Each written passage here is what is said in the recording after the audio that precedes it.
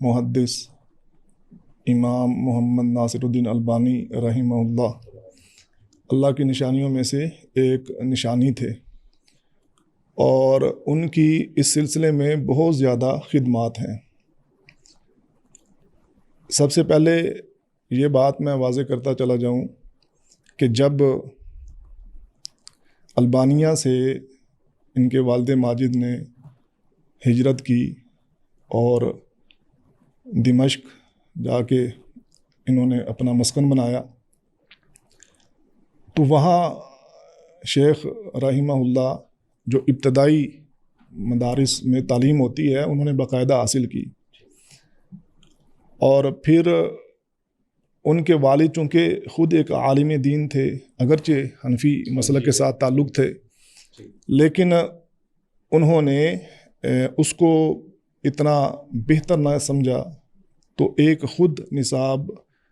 وضع کر کے اپنے بچے کو اس انداز میں پڑھانا اور ان کی تربیت کرنا شروع کر دی، اور پھر جو ان کے قرب و جوار میں ان سے جو متعلقہ عالم تھے اس وقت کے، ان سے بھی ان کو مستفید کروایا۔ تو اس سے یہ پتہ چلتا ہے کہ امام البانی رحمہ اللہ باقاعدہ انہوں نے اس سلسلے میں تعلیم حاصل کی، اور اس وقت کے جو وہاں کے جید علماء تھے ان سے انہوں نے فیض حاصل کیا، اور پھر چونکہ ان کا ایک ذوق تھا حدیث کے سلسلے میں، تو باقاعدہ ان کا جو رجحان تھا اس طرف ہوا، تو اس میں پھر انہوں نے اپنے آپ کو کھپا دیا، ٹھیک، نہ دن کی پرواہ نہ رات کی پرواہ، مکتبہ ظاہریہ کے اندر 12 گھنٹے 16 گھنٹے بیٹھ کر کتابوں کے اندر مگن رہتے تھے، اور ان کی اسی چیز کو دیکھتے ہوئے جو وہاں کے لوگ تھے انہوں نے باقاعدہ وہاں ایک کمرہ ان کو دے دیا کہ آپ اپنی مرضی کے مطابق جہاں جو مرضی کرتے رہیں، اور جو وہاں کا سٹاف تھا اس سے پہلے آ کر علامہ البانی رحمہ اللہ کتابوں کو پڑھتے، بعض کتابوں کی فہرست تیار کرتے، اور سب سے آخر میں وہاں سے جایا کرتے تھے، اور اس کا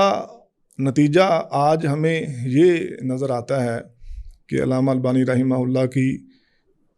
تقریباً ساری کتابیں، جو کسی حدیث کی کتاب کی تخریج کی، کسی حدیث کی کتاب کی تحقیق کی،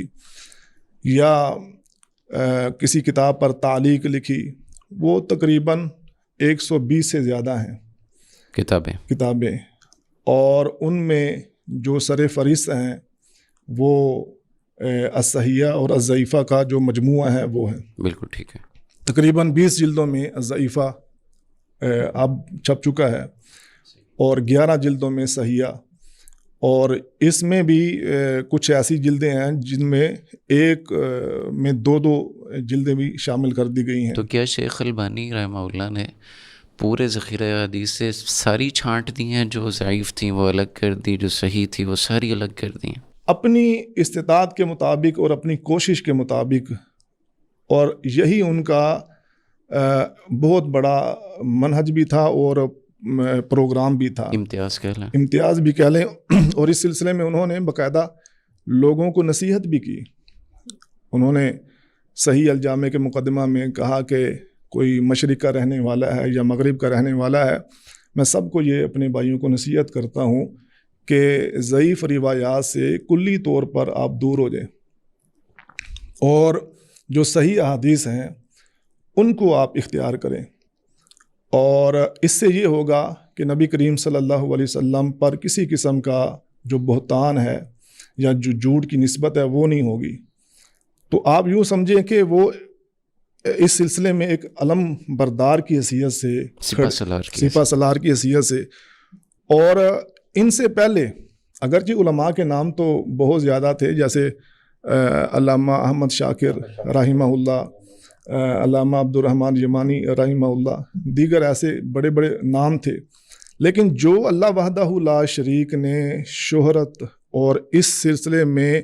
شرف قبولیت علامہ ناصر الدین البانی رحمہ اللہ کو عطا کیا، وہ کسی اور عالم کے نصیبے میں نہیں ہو سکا۔ اور پھر اللہ وحدہ لا شریک نے ان کو عاجزی، سادگی بہت زیادہ عطا کی تھی۔ ایک میں چھوٹا سا واقعہ آپ کے سامنے رکھتا ہوں۔ مولانا عبدالصمد رفیقی رحمہ اللہ کو آپ جانتے ہیں، وہ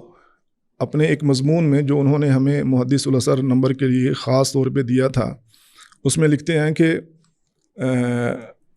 فضیلت الشیخ عبدالرحمن ضیاء حفظہ اللہ، انہوں نے ایک دفعہ علامہ البانی رحمہ اللہ سے عرض کی کہ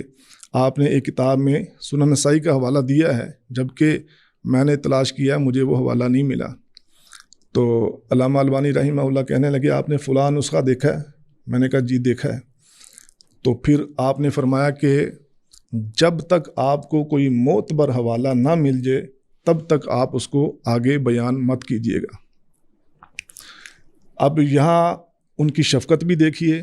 اور پھر ان کی عاجزی بھی دیکھیے، اور پھر حدیث کے سلسلے میں جو اہتمام ہے کہ جب تک آپ کو کلیئر نہ ہو جائے، معتبر حوالہ نہ مل جائے، تو محض میری بات پر اعتبار کر کے اس کو آگے مت پہنچائیے گا، آگے مت بیان کیجیے گا۔